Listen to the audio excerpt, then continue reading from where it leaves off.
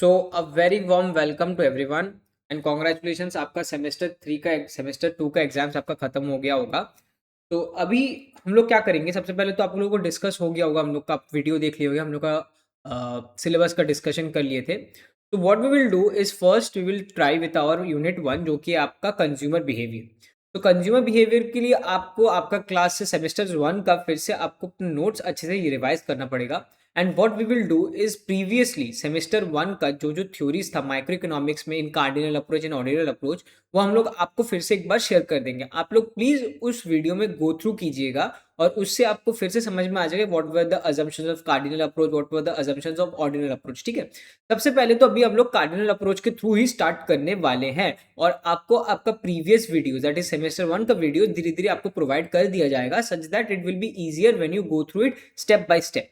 ठीक है, तो सबसे पहले आप अगर वीडियो देख लिए प्रीवियस वाला तो उससे पहले हम लोग क्या करेंगे, हम लोग एक बार ना डेरिवेशन कर लेंगे। किसका derivation of what? Derivation of your demand. किससे? कार्डिनल अप्रोच के थ्रू। उससे भी सबसे पहले हम लोग क्या करने वाले हैं, इक्विलिब्रियम याद कीजिए। इक्विलिब्रियम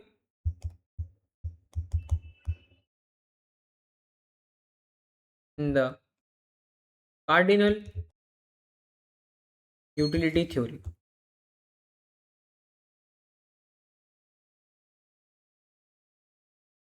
अगर आपको ये याद है तो हम लोग मैथमेटिकली इसमें क्या सोचते थे कि द नेट यूटिलिटी जो कि है आपका utility gain from the total side, from the total consumption of all the commodities minus the utility that you have lost as when you are spending your money. क्या बोला मैंने? कि the net utility should be maximum. कैसे?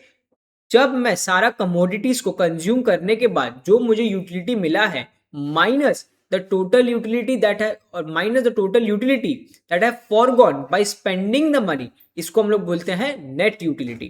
तो equilibrium तभी होता है जब मेरा नेट यूटिलिटी मैक्सिमाइज होता है। यूटिलिटी मेरा इक्विलिब्रियम कार्डिनल अप्रोच में तभी मिलता है हम लोग को जब मेरा नेट यूटिलिटी मैक्सिमाइज होता है। तो उसके लिए हम लोग कैसे लिखेंगे, देखिए सबसे पहले ये वाला पार्ट एक बार लिख लीजिए कि हम लोग ये मान के, जैसे कि हम लोग का assumption से पता है कि द कंज्यूमर इज रैशनल। ठीक है, the consumer is a rational person. ठीक है, अब ये देखिए इसके बाद हम लोग थोड़ा थोड़ा इसका assumptions लिखेंगे। ठीक है, ये सबसे पहला assumption is consumer is rational. Consumer takes the market price of the commodity as given. ठीक है, जो कि उसका मार्केट प्राइस है वो उसको ले ही लेता है, उसमें उसका कोई पावर नहीं है कि मैं अपना मार्केट प्राइस अगर कमोडिटी का प्राइस मैं चेंज करूँ। फॉर एग्जांपल चिप्स का 10 रुपया का ही पैकेट आता है, आपके पास कोई पावर ही नहीं है कि आप वो 10 रुपए का चिप्स को आप 5 रुपए में खरीद पाओ। ठीक है, आपके पास कोई पावर नहीं है। So the consumer takes the price of the commodity as given. ठीक है, and adjust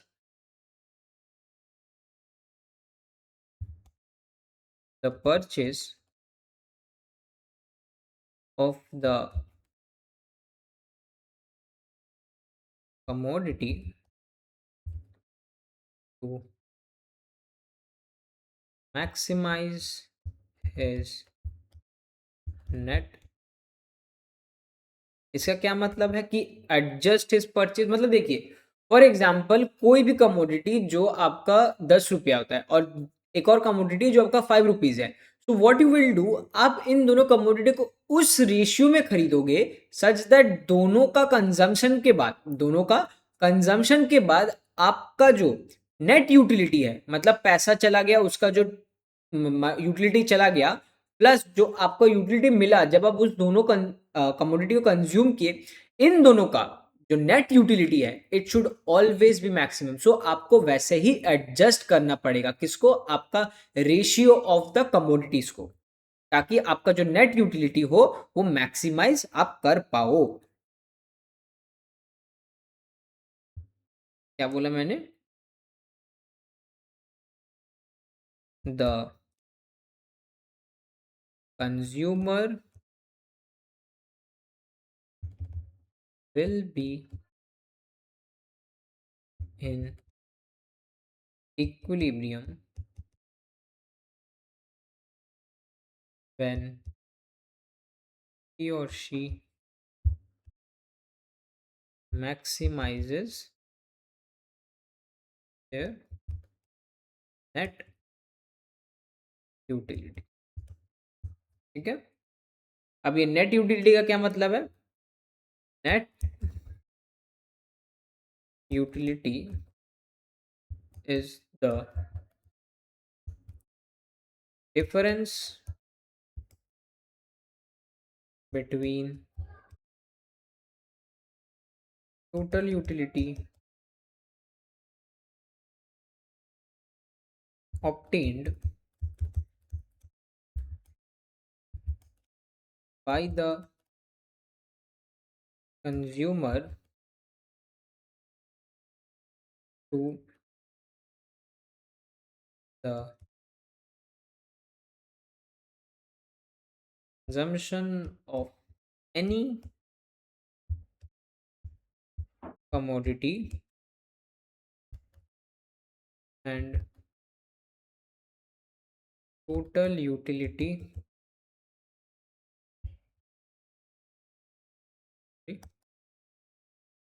foregone by the consumer by spending money for purchasing the this is my net utility. ठीक है, तो अब इसको हम लोग कैसे समझाएं नेट यूटिलिटी को? तो क्या समझे नेट यूटिलिटी क्या है? Difference between the total utility that have gained from consumption of commodity minus the total utility foregone by spending the money on purchasing on that, क्या बोलते हैं, कमोडिटी पे। ठीक है, इतना तो आपको समझ में आ गया होगा। तो नेट यूटिलिटी हम लोग कैसे बता देते हैं? नेट यूटिलिटी को लेते हैं नेट यूटिलिटी, जो कि हम लोग V से सिंबलाइज करते हैं, is equal to utility that have gain from commodity X minus lambda price of X। ठीक है, लैम्डा प्राइस ऑफ X। तो ये लैम्डा क्या है? देखिए, ये जो मेरा PX है, ठीक है, ये जो मेरा PX है, अब ये PX का क्या मतलब है? Price into x. एक्स मतलब मेरा लेट सपोज क्वांटिटी है। ठीक है, price into quantity is what? My total expenditure. ठीक है, ये तो मुझे पता है, इज माय टोटल एक्सपेंडिचर। अब ये जो लैम्डा है, इस लैम्डा को हम लोग लेते हैं my marginal unit, marginal utility of money, जो कि हम लोग अजम्पशंस के थ्रू ये जानते हैं that is constant. That is what? That is constant. So marginal utility of money into my total expenditure gives me my total utility. Total utility of what? Total utility of money. Total utility of money. So this is the utility that I've gained from consumption of the commodity minus the total utility that I've foregone by spending the money. मैंने कितना money spend किया? इतना तो मैंने money spend किया है, px into x. सोचिए कि आपके पास 5 रुपया करके आपने 10 चिप्स खरीदा है, तो टोटल आपने कितना पैसा खर्चा किया है? 50 रुपया खर्चा किया है। सो 50 रुपया खर्चा किया, तो उसका टोटल यूटिलिटी कितना है? Marginal utility into the total. तो उससे मुझे क्या मिल जाता है? मुझे उससे मिल जाता है मेरा टोटल यूटिलिटी। ठीक है, और इसको हम लोग मल्टीप्लाई क्यों करते हैं? इसको हम लोग मल्टीप्लाई इसलिए करते हैं because we assume that the marginal utility of money is constant. इसलिए हम लोग मल्टीप्लाई करने से हम लोग को टोटल यूटिलिटी मिल जाता है, rather than just adding the marginal utilities. आपको ये याद रखना चाहिए कि हम लोग ने अजम्पशंस में पढ़ा था कि the total utility of money या फिर the marginal utility of money is constant, और टोटल यूटिलिटी को हम लोग कैसे मिलता था? Marginal total utility of n minus total utility of n minus 1, कि लास्ट वाला यूनिट माइनस उसके पहले वाले यूनिट से मुझे मार्जिनल यूटिलिटी मिल जाता था। और हम लोग ने ये भी जाना था कि मार्जिनल यूटिलिटी किससे है? Law of diminishing marginal utility, की as and as I increase my consumption मेरा मार्जिनल यूटिलिटी कम होता जाता था। इसलिए हम लोग जब टोटल यूटिलिटी को डिराइव करते थे फ्रॉम मार्जिनल यूटिलिटी, हम लोग उसको ऐड करते थे, क्योंकि सब अलग अलग होता है इसलिए हम लोग ऐड करते थे। बट प्राइस के लिए या फिर मनी के लिए हम लोग उसको नहीं करते, हम लोग सिंपली मल्टीप्लाई करते हैं। क्यों मल्टीप्लाई करते हैं? क्योंकि हम लोग को पता है कि marginal utility of money is constant. तो हर एक यूनिट के लिए लेट्स सपोज 5 5 5 5 ऐड नहीं करके हम लोग 5 इंटू 4 डायरेक्टली करने से भी सेम आंसर ही मिलेगा। ठीक है, इतना आपको समझ में आना चाहिए। तो this is my net utility. ठीक है, अब चलते हैं इसका थोड़ा सा थ्योरी पे। ठीक है, देखिए समझिए, ये जो मेरा नेट यूटिलिटी है, तो देखो ये जो नेट यूटिलिटी वाला थिंग था, इसको आप लोग अच्छे से समझ लेते। इसका क्या मतलब आता है? हम लोग जब एक और यूनिट कंज्यूम करता है, ठीक है, एक और यूनिट जब हम लोग कंज्यूम करता है तो मेरा मार्जिनल यूटिलिटी बढ़ता है। ठीक है, मुझे पता है कि मार्जिनल यूटिलिटी धीरे धीरे बढ़ता है, टोटल यूटिलिटी बढ़ता है, बट मार्जिनल यूटिलिटी कम होता रहता है। ठीक है, ये तो हम लोग को पता है। अब देखो, हम लोग ये पहले पढ़ लिए थे कि MU x, that is marginal utility of x, should be equal to the price paid for it. ठीक है, ये हम लोग सेमेस्टर 1 में किए थे कि हम लोग को पता था कि उसी पॉइंट तक हम लोग चॉइस करेंगे या फिर मेरा इक्विलिब्रियम पॉइंट ऑफ कंजम्पशन उसी पॉइंट तक होगा जब मेरा marginal utility of the commodity x is equal to the price paid for it. ठीक है, ये हम लोग को तो पता था। ठीक है, तो समझिए क्या होता है कि अगर मेरा marginal utility from consumption of that commodity x is greater than the price paid for it, इसका क्या मतलब है? इसका यही मतलब है कि जितना मैं पैसा दे रहा हूं उससे ज्यादा मुझे क्या मिल रहा है? मुझे सेटिस्फैक्शन मिल रहा है, उससे मुझे ज्यादा सेटिस्फैक्शन मिल रहा है। सो मैं क्या करूंगा? मैं और खरीदने का कोशिश करूंगा। ठीक है, मैं एक और यूनिट खरीदने का कोशिश करूंगा। मैं तब तक खरीदता जाऊंगा जब तक मेरा MU(x) is not equal to the price. इसका क्या मतलब है? इसका यही मतलब है कि मेरा ये जो कमोडिटी है तब तक मैं खरीदता जाऊंगा जब तक मेरा प्राइस के इक्वल ना आ जाए। इसका क्या मतलब है कि एज एन एज मैं यूनिट को इंक्रीज करता जा रहा हूं and the price paid for is less, मुझे टोटल सेटिस्फैक्शन बढ़ता जा रहा है रादर देन डिक्रीजिंग। मेरा टोटल सेटिस्फैक्शन बढ़ता जा रहा है। ठीक है, तो मैं तब तक खरीदूंगा जब तक वो मेरा marginal utility is not equal to my what? Price. Similarly, जब मेरा marginal utility of x is less than price, मैं देख रहा हूं कि मुझे जितना सेटिस्फैक्शन मिल रहा है और मैं जितना पैसा दे रहा हूं वो दोनों काफी ज्यादा डिफरेंट है। क्या मतलब? मेरा सेटिस्फैक्शन मुझे कम मिल रहा है rather than the price paying for it. तो मैं क्या करूंगा? मैं नहीं खरीदूंगा, मैं वो वाला यूनिट नहीं खरीदूंगा, मैं उसको स्किप कर जाऊंगा। तो मैं तब तक स्किप करूंगा, मैं तब तक नहीं खरीदूंगा जब तक मेरा इस पॉइंट तक फिर से वापस नहीं आ जाता है। That is my marginal utility of X of that commodity is equal to the price paid for it. ठीक है, and this is the point where the equilibrium states, where the equilibrium state, यहीं पे consumer अपना चीज खरीदने वाला है। तो इसको अगर हम लोग डायग्रामेटिकली रिप्रेजेंट कराएं तो इसको कैसे समझ में आएगा?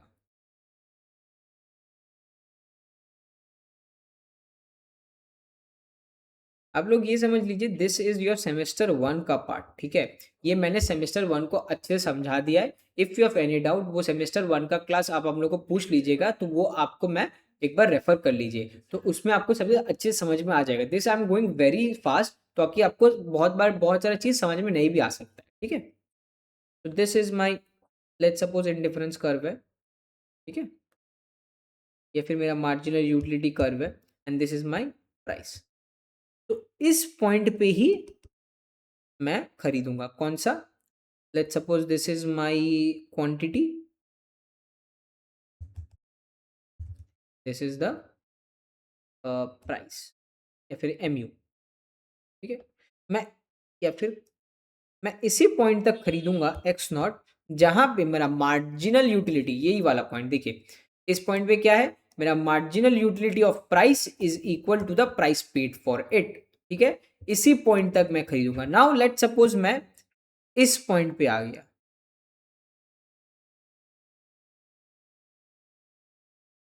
ठीक है, मैं यहां पे खरीद रहा हूं।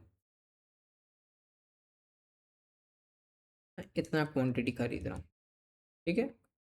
तो मैं क्या देख रहा हूँ, मेरा मार्जिनल यूटिलिटी इतना है, बट मैं प्राइस कितना पे कर रहा हूँ, इतना। तो मैं देख पा रहा हूँ कि इतना ज्यादा मुझे प्राइस पे करना पड़ रहा है, ठीक है, इतना ज्यादा मुझे एक्स्ट्रा प्राइस पे करना पड़ रहा है, और उस प्राइस का मुझे यूटिलिटी मिल ही नहीं रहा है। तो मैं क्या कर दूंगा, मैं यहां से यहां पे शिफ्ट करने का कोशिश करूंगा। सिमिलरली जब मैं इस पॉइंट पे खरीदने का कोशिश करूंगा, मैं क्या देख रहा हूं कि मुझे इतना ज्यादा एक्स्ट्रा यूटिलिटी मिल सकता है अगर मैं मेरा कंजम्पशन बढ़ा दूं। तो मैं क्या करूंगा, इस साइड पे आने का कोशिश करूंगा, अनटिल एंड अनलेस जहां पे मेरा price is equivalent to my marginal utility. तो इसका नेसेसरी एंड सफिशिएंट कंडीशन क्या था, इसका necessary condition was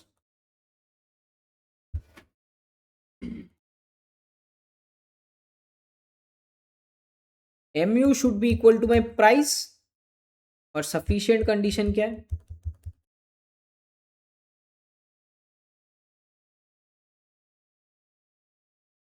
sufficient condition is mu is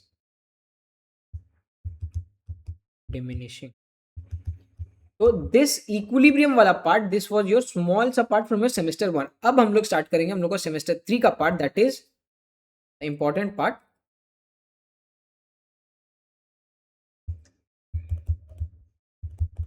derivation of demand curve of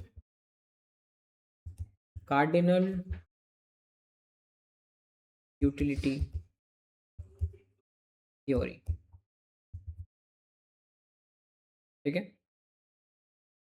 देखिए, तो हम लोग क्या करेंगे, ये जो डिमांड कर्व है हम लोग इसको कहां से डिराइव करेंगे, हम लोग ये डिराइव करेंगे हम लोग का टोटल यूटिलिटी कर्व से, ठीक है। Total utility curve, I hope आपको याद रहेगा कि टोटल यूटिलिटी कर्व कैसे बनता है, it increases at a decreasing rate के हिसाब से, ठीक है। तो मार्शलियन लॉ ऑफ डिमांड क्या स्टेट करता है, हम लोग का लॉ ऑफ डिमांड तो ये स्टेट करता है ना कि as the price increases quantity decreases, and as the quantity price decreases quantity decrease, so there is a inverse relationship between the both, ठीक है। सो हम लोग को ये भी पता है कि the total utility is a upward rising curve, that is upward rise करता है, but after a certain point it decreases. कब डिक्रीज करता है, जब मेरा मार्जिनल यूटिलिटी जीरो हो जाता है, ठीक है, जब मेरा मार्जिनल यूटिलिटी जीरो हो जाता है। तो हम लोग ने जो इक्वेशन देखा है, उस इक्वेशन से हम लोग को ये पता है कि मुझे नेट यूटिलिटी सबसे ज्यादा करना है। तो अभी तक आपने ये देखा है, देखिए पहले लिख लेते हैं तो धीरे धीरे आपको समझ में आ जाएगा।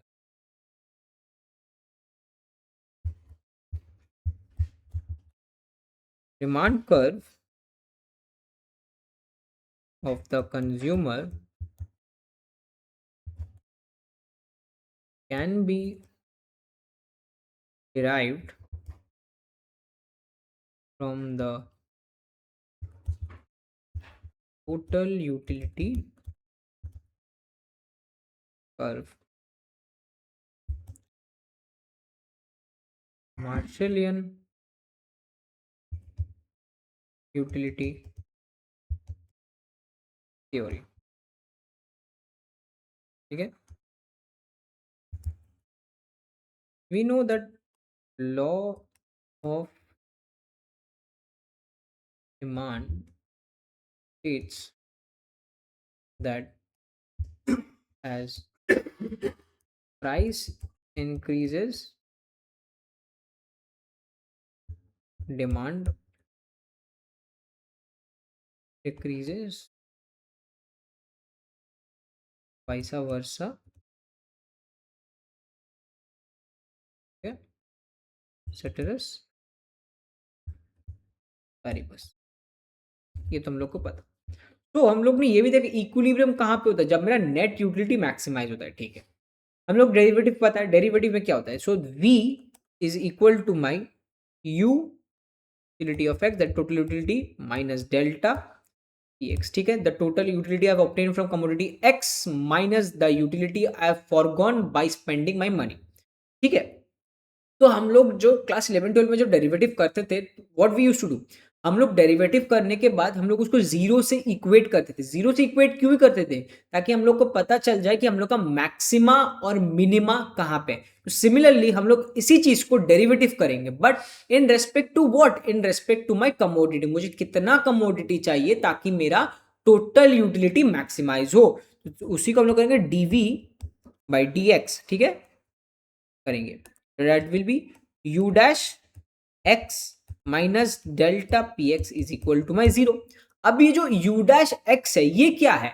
You dash x is your marginal utility, is your marginal utility. क्यों? क्योंकि हम लोग को ये पता है टोटल यूटिलिटी का अगर हम लोग डेरिवेटिव करेंगे तो उसका डेरिवेटिव क्या निकलेगा? हम लोग का मार्जिनल यूटिलिटी मिल जाएगा। तो इससे हम लोग को क्या पता है? Marginal utility of x is equal to delta P. अब इसका क्या मतलब है? इसका मतलब है the marginal utility, that is the marginal utility of क्या? Commodity X should be equal to my marginal utility of price. ठीक है, यही तो है मार्जिनल यूटिलिटी ऑफ प्राइस। और इसका अगर हम लोग सेकेंड डेरिवेटिव करें तो ये क्या आएगा?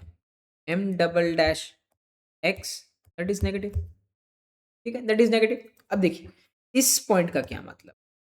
that the marginal utility of x should be equal to the marginal utility of price। और हम लोग को तो ये तो पता ही है कि the marginal utility of price according to our assumption is constant. तो क्या मैं इसको ये लिख सकता हूं? क्या मैं इसको ऐसे लिख सकता हूं? The marginal utility of commodity x is equal to the price.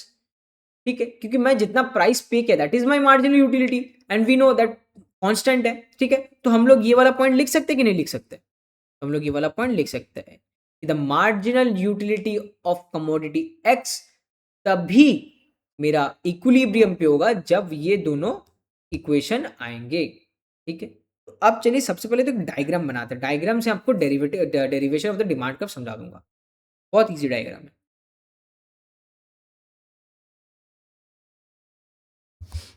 ये वाला पॉइंट लिखने के लिए रखते हैं। ये देखिए डायग्राम देख लीजिए पहले।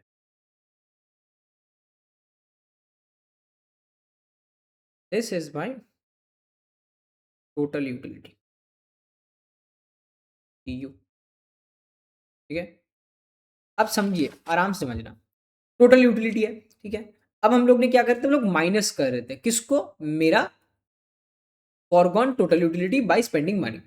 And we know that this delta p x, ये जो चीज है ये तो मेरा कांस्टेंट रे थ्रू दी ओरिजिन है ना, क्योंकि डेल्टा कांस्टेंट है, प्राइस भी कांस्टेंट है। क्या चेंज हो रहा है? बस मेरा एक्स चेंज हो रहा है। तो एज एक्स इंक्रीज कर रहा है मेरा क्वांटिटी भी इंक्रीज कर रहा है। तो लेट्स सपोज जब मेरा क्वांटिटी जीरो है तो मेरा टोटल यूटिलिटी स्पेंड या फिर फॉरगॉन इज जीरो। तो उसको हम लोग ऐसे नहीं कर सकते क्या? हम लोग उसको रे थ्रू दी ओरिजिन होगा तो उसको हम लोग ऐसे ले लेते हैं। ठीक है, अच्छे से समझने के लिए ये ले लीजिए कि ये जो येलो वाला लाइन है this is my price that I paid for is delta P. ठीक है, delta p x one x. ठीक है, डेल्टा पी एक्स। अब समझिए, आराम से समझना कि ऐसा कौन सा पॉइंट है, ऐसा कौन सा पॉइंट है इस कर्व में जहां पे ये जो डिस्टेंस है, कौन सा डिस्टेंस, ये जो डिस्टेंस है ये मैक्सिमाइज हो जाए। ये जो डिस्टेंस है ये मैक्सिमाइज हो जाए, इसमें से कौन सा पॉइंट है?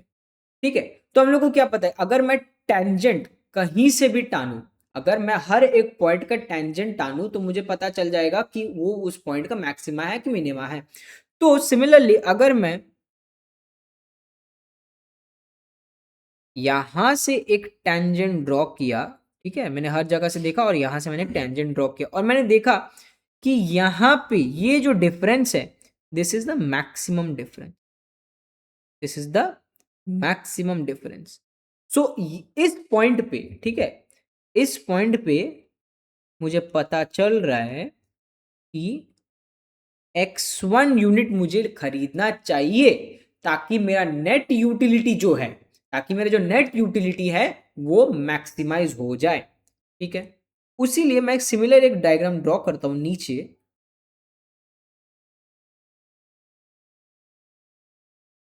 कि जब मेरा प्राइस था आपका लेट्स सपोज पी, ठीक है, जब मेरा प्राइस था पी, लैम्डा पी मेरा प्राइस था, तब मैं x1 यूनिट लूंगा।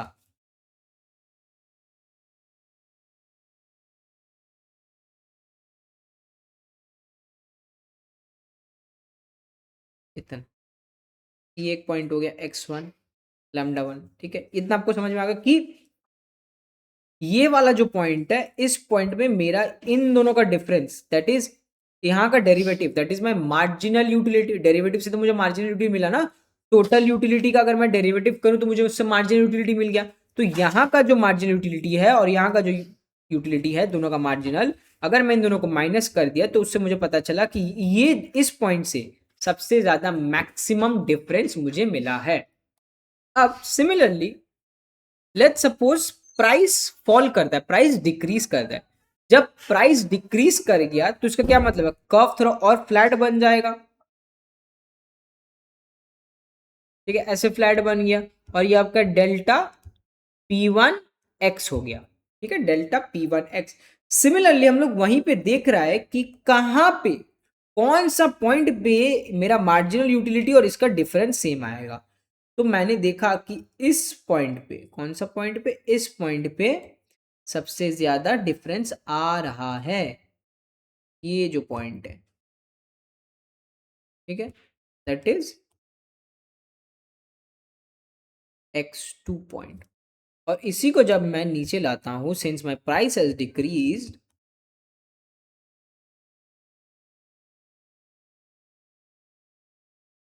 I can see that lambda p1 पे मैं इतना क्वांटिटी लूंगा, quantity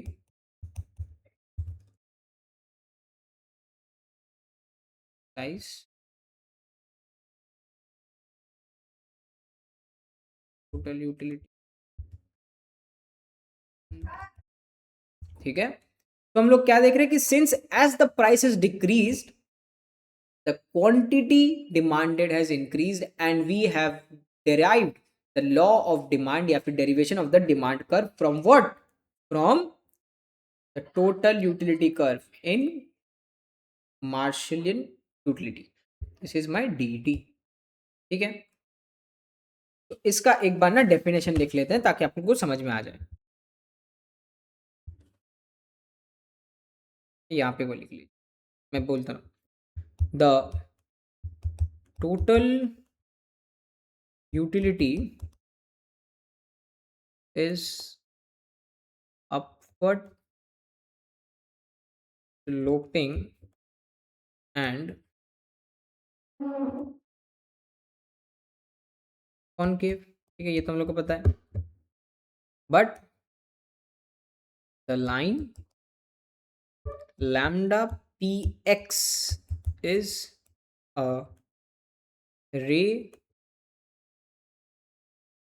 to the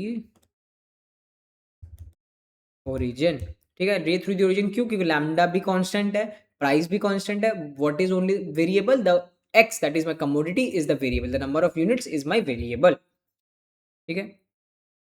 the gap between ux and lambda px represents the net utility, ठीक है, ये तो डिफरेंस है, ये तो हम लोग बोले अभी तक। The slope of the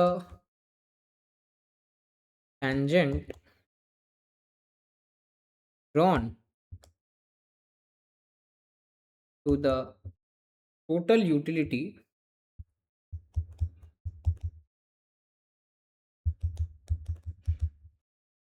u to p1, ठीक,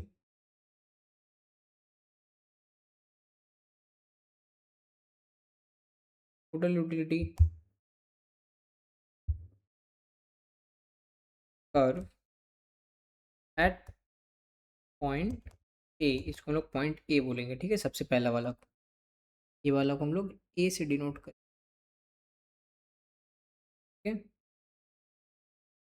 this ensures that mu is equal to lambda। ये वाला पॉइंट से हम लोग को ये इंश्योर मिलता है कि mu इस टेंजेंट के थ्रू, कौन सा, इस टेंजेंट के थ्रू हम लोग को ये इंश्योर हो जाता है कि mu is equal to my lambda p. ठीक है, नाउ सपोज कीजिए कि that price falls to p1 and lambda p1x becomes flatter, and v, that is my net utility, is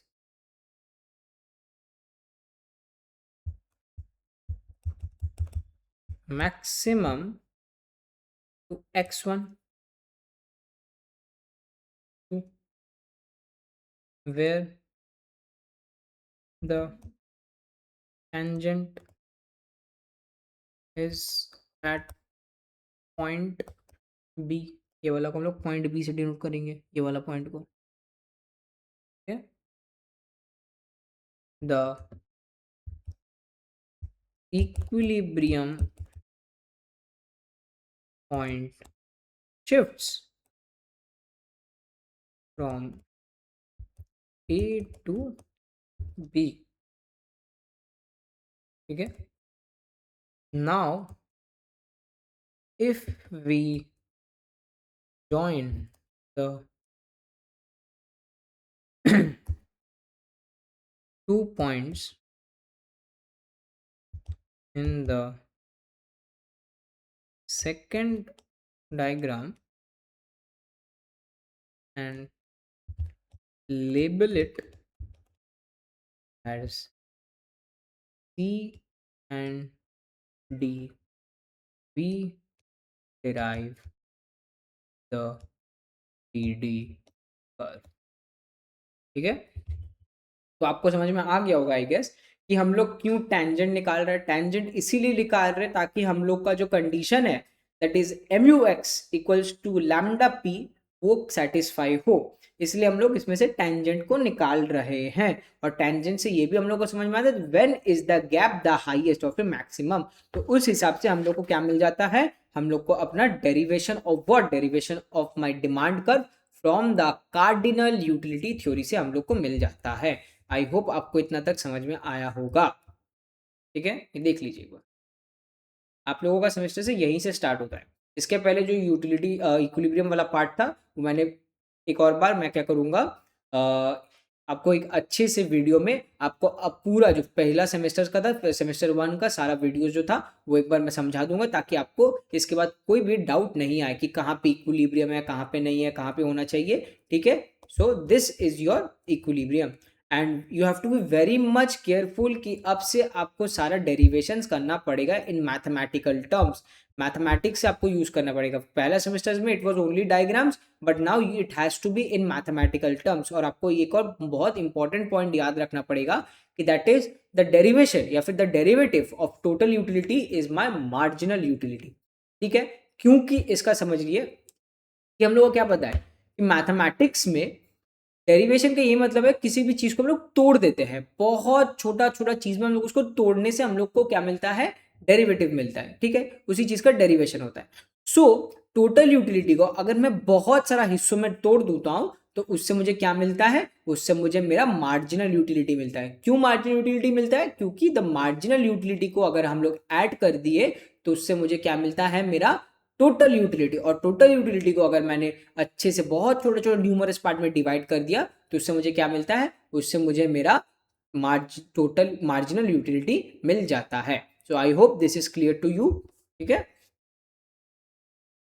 एक बार डायग्राम देख लीजिए। If you guys have any doubts regarding any of the classes, any of the points in the classes, do reach me out. I have no problem. आप अभी कभी मेरे को text कर सकते हो, कभी भी मुझे कॉल कर सकते हो। I will be very happy to solve your doubts. ठीक है, चलिए, थैंक यू।